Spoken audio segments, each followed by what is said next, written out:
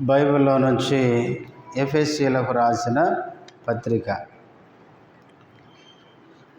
ఎఫెసీయులకు రాసిన పత్రిక 3వ అధ్యాయం 14వ వచనం నుంచి. ఎఫెసీయులకు రాసిన పత్రిక 3వ అధ్యాయము 14వ వచనం నుంచి 19వ వచనం వరకు మార్చి చదువుకుందాం. 14 నేను చదువుతాను, 15, 18 కలిసి ఉన్నాయి, మీరు చదవండి. 19 అందరం కలిసి చదువుదాం. ఈ హేతువు చేత పరలోకమునందును భూమి మీదను ఉన్న ప్రతి కుటుంబము ఏ తండ్రిని బట్టి కుటుంబం అని పిలువబడుచున్నదో ఆ తండ్రి ఎదుట నేను మోకాల్లోనే. చదవండి.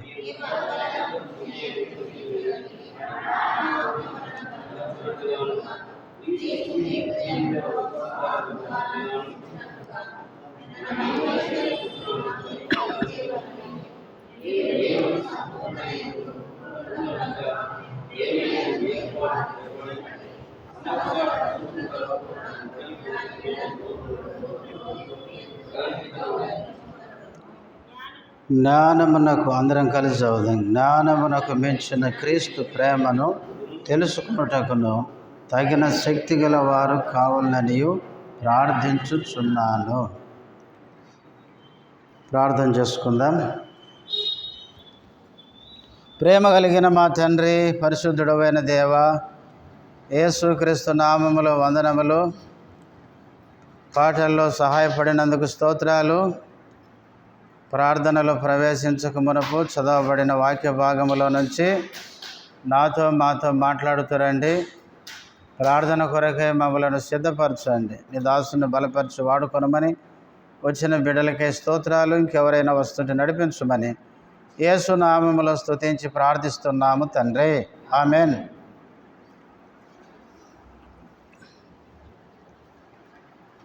మనము గత కొద్ది వారాలుగా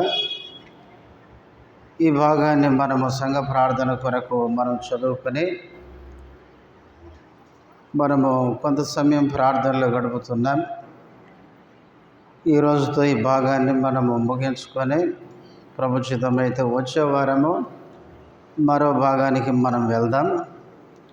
మనం చదువుకున్న ఈ భాగంలో అపోస్తలుడైన పౌలు ఎఫెసీ విశ్వాసుల కొరకు ప్రార్థిస్తున్నాడని చెప్పుకున్నాం. వారు 7 విషయాల్లో ఆత్మీయంగా మేలు పొందాలని వారి కోసం ప్రార్థన చేస్తున్నాడని మనం చెప్పుకున్నాం. ఇప్పటికే 6 సంగతులు మనం చెప్పుకున్నాం. ఈరోజు చివరి మాట గుర్తు చేసుకొని మనం ప్రార్థనలోకి వెళ్దాం. ఆ 6 విషయాలు ఒకసారి గుర్తు చేసుకుందాం. మొదటిది, మీరు అంతరంగ పురుషుని యందు శక్తి కలిగి ఆయన ఆత్మ వలన ఏం కావాలి? బలపరచబడాలి అని ప్రార్థన చేస్తున్నాడు. రెండవది, క్రీస్తు విశ్వాసము ద్వారా వారి హృదయాల్లో నివసించాలని ప్రార్థన చేస్తున్నాడు. మూడవది, దేవుని మహిమేశ్వరం చొప్పున వారికి అవసరమైనవి దయచేయాలని ప్రార్థన చేస్తున్నాడు. నాలుగవది, దేవుని సంపూర్ణతలో వారు పూర్ణులు కావాలని ప్రార్థన చేస్తున్నాడు. ఐదవది, ప్రేమ యందు వారు వేరు పారి స్థిరపడాలని ప్రార్థిస్తున్నాడు. తర్వాత ఆరవది, ప్రేమ యొక్క వెడల్పు, పొడవు, ఎత్తు, లోతు ఎంతో వాళ్ళు గ్రహించాలని వాళ్ళ కోసం ప్రార్థన చేశాడు.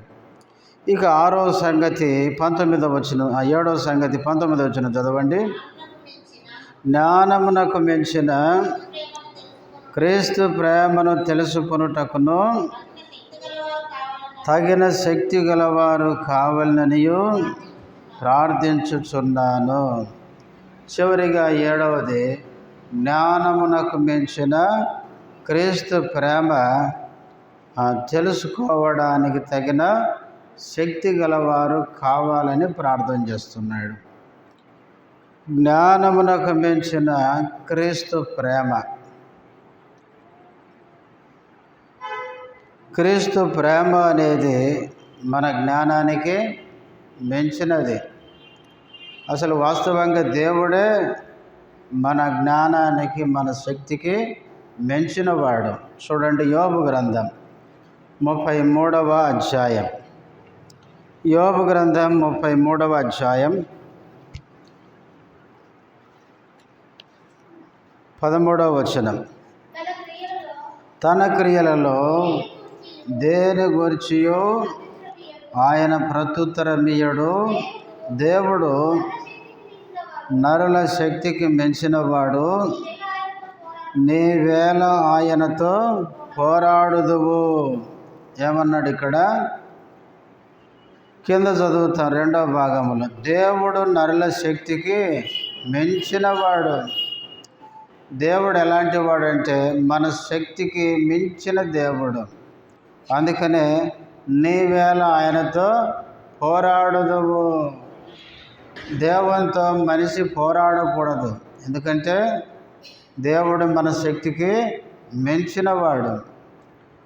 ఒకవేళ పోరాడితే ఏమైంది? 9వ అధ్యాయం. ఇదే యోబు గ్రంథం 9వ అధ్యాయం 4వ వచనం. ఆయన మహావివేకి, అధిక బల సంపన్నుడు. ఆయనతో పోరాడ తెగించి హాని నొందని వాడెవడు? ఆయన అధిక బల సంపన్నుడు. ఆయన బలం ఎంతో మనకు తెలియదు, అంత బలవంతుడు దేవుడు. ఆయనతో పోరాడితే హాని ఎవరికంటే మనకే. అందుకని దేవునితో ఎవరు పోరాటం పెట్టుకోకూడదు. ఎవరితోనో పోరాడతారేమో కానీ దేవునితో పోరాడితే ఖచ్చితంగా మనకే హాని. దేవుడు మన శక్తికి మించినవాడు. దేవుడు అధిక బల సంపన్నుడు. ఆయనతో మనము పోరాడకూడదు.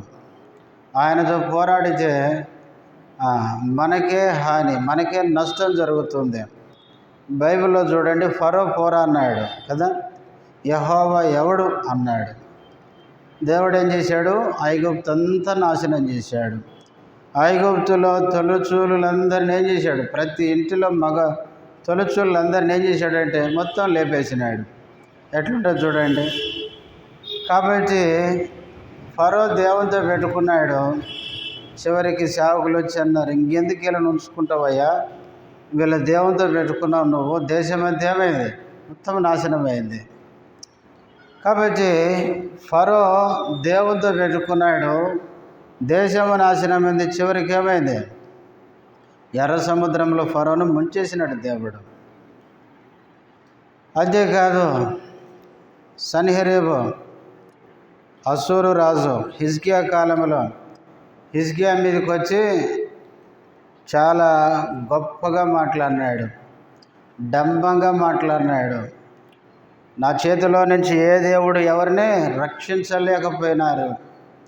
హిజ్కియా, నువ్వు అనుకుంటావేమో నా దేవుడు నన్ను రక్షిస్తాడని. నీ దేవుడు కూడా నా చేతిలో నుంచి రక్షించలేడు అని ఆ యొక్క సేనాధిపతి చేత, సైన్యాధిపతి చేత, రబ్షాకే చేత గప్పాలు కొట్టించినాడు. అయితే దేవుడు ఏం చేశాడు? నాతోనే పెట్టుకుంటావా అని ఏం చేసినాడు? పరలోకం నుంచి ఒక్క దూతనే పంపించినాడంట. ఆ దూత ఏం చేసినాడు? 1,85,000 మందిని మొత్తినాడంట. మొత్తితే ఏమైనాడంటే ఈ అసూరు సిగ్గుపడి పారిపోయాడన్నది బైబిల్లో.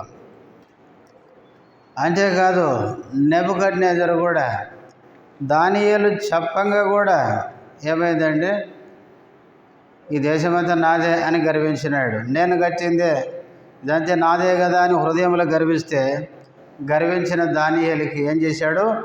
7 కాలాలంటే 7 సంవత్సరాలు ఆయన జంతువుగా మార్చేసినాడు. మనిషి రూపానికి మనిషే కానీ మనసు జంతువుది. ఇంకెట్టుంటుంది ఆలోచన. ఒక రాజు గడ్డి మేసేటట్లు చేసినాడు. దేవునితో పెట్టుకుంటే అంతే.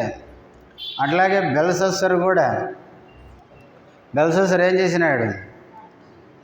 విందు చేయించి విందులో మందిరంలో వాడే పాత్రలు తెచ్చి ద్రాక్షరసం పోయించి ఏం చేస్తున్నాడు, తాగుతున్నాడు. ఎందుకు అట్లా చేసినాడు? దానియేలు గ్రంథంలో ఉంది. దేవుణ్ణి అవమానపరచడానికి, ఇశ్రాయేల్ దేవుణ్ణి హేళన చేయడానికి అట్లా చేశాడంట.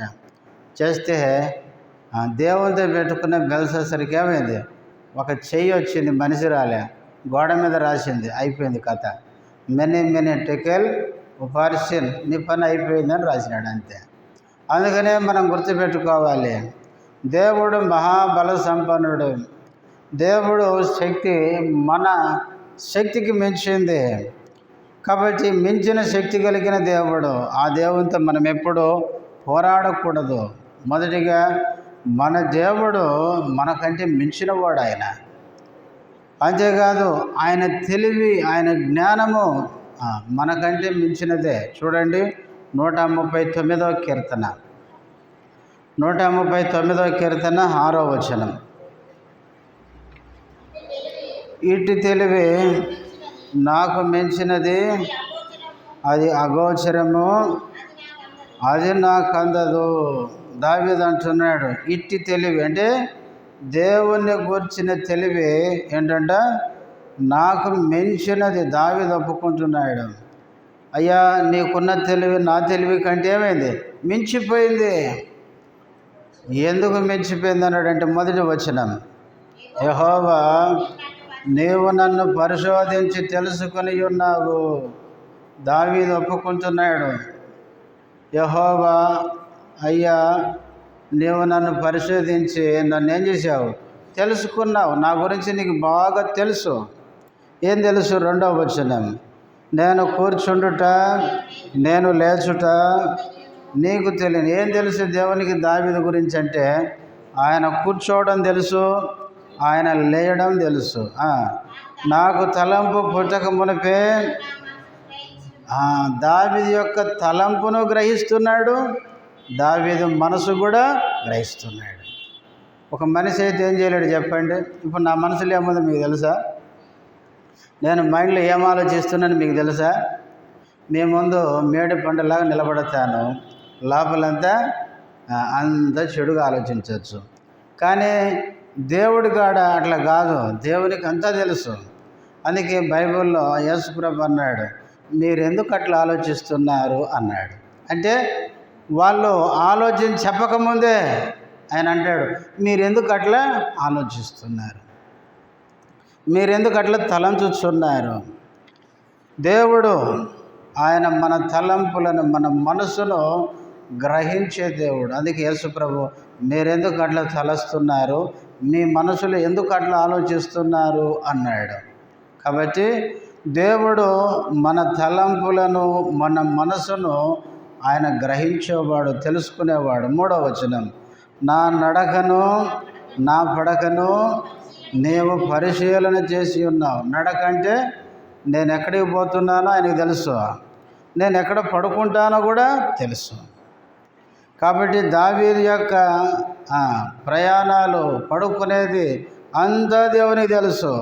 తర్వాత నా చర్యలన్నిటినీ నీవు బాగుగా తెలుసుకున్నావు. చర్యలు అంటే చేసే పనులు.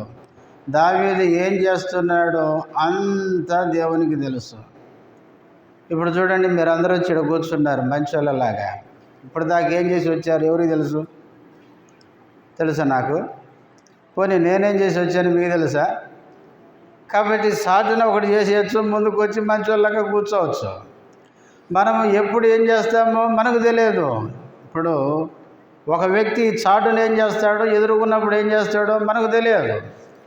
కానీ దేవునికి అంతా తెలుసు. ఎవరు ఎలాంటి పనులు చేస్తున్నారో దేవునికి బాగా తెలుసు. నా చర్యలన్నిటి అన్నీ నువ్వు బాగుగా తెలుసుకొని, మామూలుగా కాదు, బాగుగానే మాట. ఇంకా ఆయనకి బాగా తెలుసంట దావీదు గురించి. తర్వాత 4వ వచనం, యెహోవా మాట నా నాలుకకు రాకమునిపే, మాట రాకముందే దేవునికి ఆ మాట తెలుసంట. అంటే దావీదు మాట్లాడకముందే ఆయన ఏం మాట్లాడతాడో ఆయన తెలుసు అంట. అందుకే పేతురుతో ఏమన్నాడు, పేతురు ఈ రాత్రి నువ్వేమంటావు, ముమ్మారు బొంకుతావు అన్నాడు. ఆయన అన్నాడు ఏమని, సావనేం చేస్తా కానీ నిన్ను వెంబడించే విషయంలో నేను నిన్ను ఎరగనని అననే అన్నాడు. కానీ యేసుప్రభు అన్నాడు, లేదు లేదు, చూడు, ఈ రాత్రి నువ్వు 3 సార్లు నీ నోటితో బొంకుతావు అన్నాడు. పేతురు ఏం పలుకుతాడో ముందుగానే యేసు ప్రభు చెప్పినాడు. ఏం మాట్లాడతామో దేవునికి ముందే తెలుసు. 5వ వచనం, వెనకను ముందును నీవు నన్ను ఆవరించి ఉన్నావు, నీ చెయ్యి నా మీద ఉంచి ఉన్నావు. అంటే దావీదుకు ముందు దేవుడున్నాడు, వెనక దేవుడున్నాడు, చెయ్యి పైన ఉందంటే పైన కూడా దేవుడు ఉన్నాడని. అంటే దావీదుకు ముందు వెనక పైన దేవుడు ఉన్నాడు. అందుకనే ఇదంతా దావీదు ఆలోచించినప్పుడు అన్నాడు 6వ వచనానికి వచ్చేసరికి, అయ్యా ఇట్టి తెలివి నాకు మించిపోయింది. అసలు నీకు ఎట్లా తెలుసు, ఏం తెలుసు అనే నీకున్న తెలివి కాడ ఆలోచిస్తే, నీ తెలివిని గురించి ఆలోచిస్తే అసలు నా తెలివి అంత ఉత్తదే అయిపోయింది. కాబట్టి ఇట్టి తెలివి నాకు మించిపోయింది, నా తెలివి కంటే మించిపోయింది. అది అగోచరం. దేవుని యొక్క తెలివి, దేవుని జ్ఞానాన్ని తెలుసుకోవడం అగోచరం. అంటే మనిషికి అది గోచరం కాదు, అదే కాదు, అది నాకు అందదు. దేవుని తెలివి, దేవుని జ్ఞానాన్ని మనం తెలుసుకోవాలంటే అది పూర్తిగా మనకు అందదు. అంత గొప్ప జ్ఞానం, తెలివి కలిగిన దేవుడు. అంటే మన దేవుడు ఎవరంటే మనకంటే మించిన శక్తి కలిగిన వాడు, మనకంటే మించిన తెలివి కలిగిన దేవుడు. ఆ దేవుడే మన దేవుడు. ఆ దేవుడు మనల్ని ప్రేమించింది. ఎట్లా ప్రేమించాడంటే మన జ్ఞానానికి మించిన ప్రేమ మన మీద చూపించాడంట. అంటే ఆ ప్రేమ కూడా మన జ్ఞానానికి ఏం కాదు, అందదు. ప్రియులారా, మన జ్ఞానానికి అందదు. మన జ్ఞానానికి అందనంత ప్రేమించే విషయంలో కూడా నువ్వు ఎంత తెలుసుకున్నా దేవుని ప్రేమ ఇంకా కొంత మిగిలే ఉంటుంది. అంటే నీకున్న బుర్రకు మించింది ఆయన ప్రేమ, జ్ఞానమునకు మించిన ప్రేమ. అందుకే పౌలు ఆ మాట చెప్పినాడు. చూడండి, ఎఫెసీ పత్రిక 3వ అధ్యాయంలో ఆ మాట చెప్పినాడు. 19 మళ్ళీ చదవండి. జ్ఞానమునకు మించిన క్రీస్తు ప్రేమను తెలుసుకొనుటకును తగిన శక్తి గలవారు కావాలని. దేవుని యొక్క ప్రేమ ఎలాంటిదంటే మన జ్ఞానానికి మించిపోయింది. మన జ్ఞానానికి మించిపోయిన ప్రేమ. అంటే నువ్వు ఎంత ఆలోచించినా ఆయన ప్రేమను పూర్తిగా నువ్వు అర్థమో చేసుకోలేవు. అందుకనే పౌలు వాళ్ళ కోసం ప్రార్థన చేస్తున్నాడు. ఆ ప్రేమను అర్థం చేసుకోవాలంటే ఏముండాలి? దేవుని శక్తి మనకు అవసరం. దేవుని శక్తి వలన దేవుని ప్రేమను మనం అర్థం చేసుకుంటాం. అందుకనే పౌలు ఆయన ప్రేమ, జ్ఞానానికి మించిన ప్రేమను అర్థం చేసుకోవాలని పౌలు ఎఫెసీ విశ్వాసుల కోసం ప్రార్థన చేస్తున్నాడు. ప్రియులారా, క్రీస్తు ప్రేమ ఎంత గొప్పదంటే ఆ జ్ఞానం, అంటే ఆ ప్రేమను గురించి ఆలోచిస్తుంటే మన జ్ఞానానికి అదేమవుతుంది? మించిపోతుంది. మనకు కొన్నిసార్లు అర్థం కాదు, ప్రభువా నీ ప్రేమ ఇలాంటిదా అని అనుకుంటాం, కానీ అంతకంటే మించిపోయింది. అందుకే నిజంగా ఆయన ప్రేమను గనక పరిపూర్ణంగా అర్థం చేసుకుంటే మనము స్పృహలో ఉండమంట. పరమగీతాలు ఆ మాట ఉంది. చూడండి, పరమగీతము 2వ అధ్యాయం. సూలమితి ప్రియుని యొక్క ప్రేమను గురించి మాట్లాడుతూ ఆమె పలికిన మాట. పరమగీతము 2వ అధ్యాయం 4-5 వచనాలు. అతడు నన్ను విందుశాలకు తోడుకొని పోయెను, నా మీద ప్రేమను ధ్వజముగా ఎత్తెను, ప్రేమాతిశయము చేత నేను మూర్ఛిల్లుచున్నాను. ద్రాక్ష పండ్ల ఎడలు పెట్టి నన్ను బలపరచుడి, జల్దరు పండ్లు పెట్టి నన్ను ఆదరించుడి. 4వ వచనములో ప్రియురాలిని ప్రియుడు విందుశాలకు తీసుకొని పోయాడంట. ప్రేమను ధ్వజంగా ఎత్తాడంట. ఆ ప్రేమకి 5వ వచనములో ఆమె ఏమైపోయింది? మూర్ఛిల్లుచున్నాను, ప్రేమాతిశయము చేత నేను మూర్ఛిల్లాను అంటే స్పృహ తప్పి పడిపోయింది. క్రీస్తు ప్రేమ గనక మనం బాగా అర్థం చేసుకుంటే ఇక మన హృదయం తట్టుకోలేదు. అంత గొప్ప ప్రేమ అయింది. అంత గొప్ప ప్రేమ ప్రియులరా. ఆ ప్రేమను మనం ఏం కావాలి? ఎరగాలంటే మనకున్న శక్తి సరిపోదు. అందుకే పౌలు ఎఫెసీ విశ్వాసులారా, ప్రభువు మిమ్మల్ని ప్రేమించాడు. ఆ ప్రేమ ఎంత గొప్పదంటే మీరు ఆలోచిస్తే మీ జ్ఞానానికి అందేది కాదు.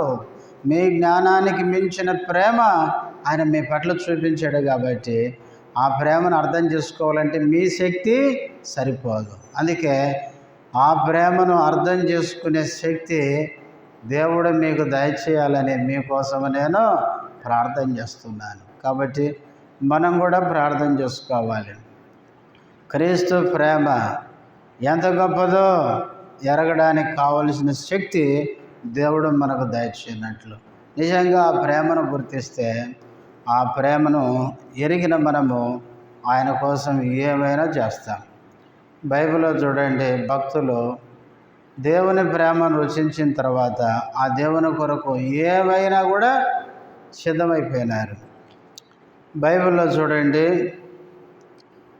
మోషే క్రీస్తు ప్రేమను రుచించాడు కాబట్టి దేవుని ప్రజలతో శ్రమ అనుభవించడం ఏమనుకున్నాడు? మేలు అని ఎంచుకున్నాడు. ఐగుప్తు ధనం వద్దనుకున్నాడు. అల్పకాల పాపభోగము వద్దనుకున్నాడు. ఫరో కుమార్తె కుమారుడు అనే ఆ పేరు ఘనత ఆయన వద్దనుకొని క్రీస్తు విషయమైన నింద గొప్ప భాగ్యం అనుకున్నాడంట. నిజంగా మోసే ఆ ప్రభు యొక్క ప్రేమ ఎంత ఎరిగాడో. అట్లాగే బైబిల్లో షడ్రక్, మెషక్, అబేద్నెగో వాళ్ళు దేవుని ప్రేమను రుచించారు కాబట్టి మా దేవుని కోసం మేము ఆ అగ్నిలో కాలిపోవడానికి కూడా మేము సిద్ధమే. నెబుకద్నెజర్ రాజా, మా దేవుడు మమ్మల్ని ఎంత ప్రేమించాడో మాకు తెలుసు. ఆయన మాటలో ఎంత గొప్ప కార్యాలు చేశాడో మాకు తెలుసు. కాబట్టి ఆయన కోసం మా ప్రాణమైన ఇస్తాం, కానీ నువ్వు పెట్టిన ఆ ప్రతిమకు మాత్రం మేము ఎన్నడూ బ్రొక్కం. వాళ్ళు దేవుని యొక్క ప్రేమను రుచించారు కాబట్టి ఆయన కోసం అంత త్యాగం చేశారు. దానియేలు కూడా నువ్వు గనక దేవునికి ప్రార్థన చేస్తే ఎక్కడేస్తాం? సింహాల బోన్లు వేస్తాం. అయితే దానియేలు, నేను సింహాల బోన్లోకి వెళ్ళినా పర్వాలేదు, కానీ నా ప్రభువుతో నేను మాట్లాడకుండా, ప్రార్థన చేసుకోకుండా, నా ప్రభువుతో నేను సావాసం చేయకుండా నేను ఉండలేను. ఒక్క దినం కాదు, ఒక్క సెకను కూడా ఉండలేను. అది దానియేలు ఎరిగాడు. అందుకే నేను సింహాల నోట్లో పడి చనిపోయినా పర్లేదు, కానీ నా దేవునితో నేను సావాసం చేయకుండా ఉండలేను. కాబట్టి క్రొత్త నిబంధనలోకి వస్తే అపోస్తలులు, అపోస్తలులు వాళ్ళ జీవితాలు 12 మంది శిష్యుల్లో ఒకడు యోధ, వాడే ఊరి పెట్టుకుని చచ్చినాడు. కానీ మిగతా 12 మందిలో ఒక యోహాను తప్ప, ప్రకటన గ్రంథము, యోహాను సువార్త, యోహాను పత్రికలు రాసిన యోహాను మాత్రమే వృద్ధాప్యంలోకి వచ్చి చచ్చిపోయినాడు. చరిత్ర అది చెప్తుంది. మిగతా వాళ్ళందరూ కూడా ఏమైపోయినారు? హతసాక్షులుగా చచ్చిపోయినారు. నేను ఒక పుస్తకంలో చదివాను పేతురు గురించి. పేతురుని చంపేటప్పుడు పేతురుని తీసుకొని వచ్చి యేసు ప్రభుని శిలువ మీద చంపుదామని పట్టుకొని వచ్చారంట. పట్టుకొని వస్తే పేతురు అన్నాడంట, ఏమండి, నా ప్రభు శిలువ మీద చనిపోయాడు. ఎట్లా చనిపోయాడు? నిలువుగా చనిపోయినాడు. అయితే నిలువుగా నా ప్రభువులాగా చనిపోవడానికి నేను తగిన వాడినే కాదు. కాబట్టి నన్ను తల్లకిందులుగా సిలువ వేయండి అని తల్లక్రిందులుగా సిలువ వేయించుకొని పేతురు చనిపోయినాడు. ఎందుకు తెలుసా? ఎందుకంటే పేతురు పిరికోడు. యూదులను చూసి వాళ్ళు చంపుతారని పారిపోతుంటే, ఇంతలో పారిపోతున్న పేతురు దగ్గరికి ఎవరు వచ్చారంటే యేసుప్రభు వచ్చాడంట. వచ్చి ఎదురుగా నిలబడేసరికి పేతురు అన్నాడంట, ప్రభువా, ఆల్రెడీ నిన్ను చంపినారు సిలువేసి, తర్వాత నన్ను కూడా చంపడానికి వాళ్ళు వెంటబడ్డారు, కాబట్టి ఇప్పుడు నువ్వు కనపడినా నిన్ను చంపుతారు, నేను కనపడినా నన్ను చంపుతారు అంతే. అప్పుడు యేసుప్రభు అన్నాడంట, నువ్వు ఇట్లా గనక పిరుకొల్లేక పారిపోతే ఇప్పుడు నీకోసం మళ్ళీ నేను సిలువ ఎక్కడానికి సిద్ధమే అన్నాడంట. ఆ మాట పేతురు హృదయాన్ని బద్దలు చేసేసింది.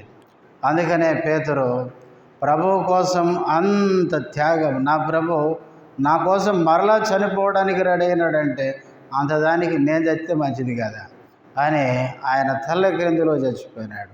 కాబట్టి ప్రియులారా, బైబిల్లో భక్తులందరూ అంత త్యాగాన్ని ప్రభు కోసం ఎందుకు చేశారంటే ప్రభు యొక్క ప్రేమను అంతగా వాళ్ళు రుచించినారు.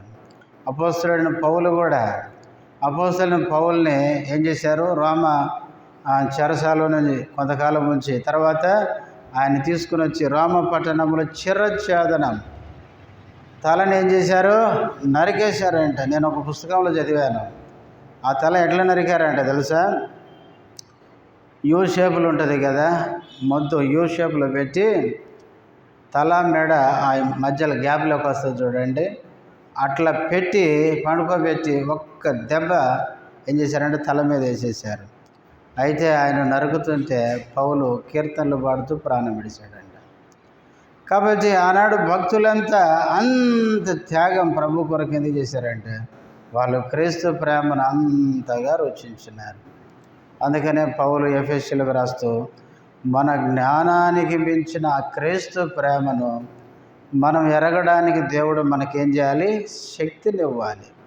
నిజంగా క్రీస్తు ప్రేమ మనం ఎంత రుచిస్తామో ప్రభువును అంతగా హత్తుకొని జీవిస్తాం. ఈ దినాల్లో క్రైస్తవులు చిన్న శోధనకి ఏమవుతున్నారు, ప్రభువుని విడిచిపెట్టి వెళ్ళిపోతున్నారు. అసలు వాళ్ళు క్రీస్తు ప్రేమను ఏం రుచించారో అర్థం కావడం లేదు. చిన్న కష్టం, చిన్న శోధన, చిన్న శ్రమ వస్తే ఆ చిన్న శ్రమకే ప్రభువు నుంచి దూరం అయిపోయి. ఇంకొక విషయం చెప్పాలంటే చాలా గొప్ప విశ్వాసులమని చెప్పుకుంటా కూడా ఏం చేస్తున్నారు, ఆదివారం మందిరానికి రాలేకపోతున్నారు. ఇంకెంత ప్రేమ పెరిగారు చూడండి. కాబట్టి క్రీస్తు ప్రేమను మనం రుచిస్తే ప్రియులారా, ఆ క్రీస్తు సన్నిధికి రాకుండా, క్రీస్తు కొరకు జీవించకుండా, ఆ క్రీస్తు వాక్యం చదువుకోకుండా, క్రీస్తుకు ప్రార్థన చేసుకోకుండా ఆయన సన్నిధికి దూరంగా మనం ఎట్లా ఉండగలుగుతాం చెప్పండి.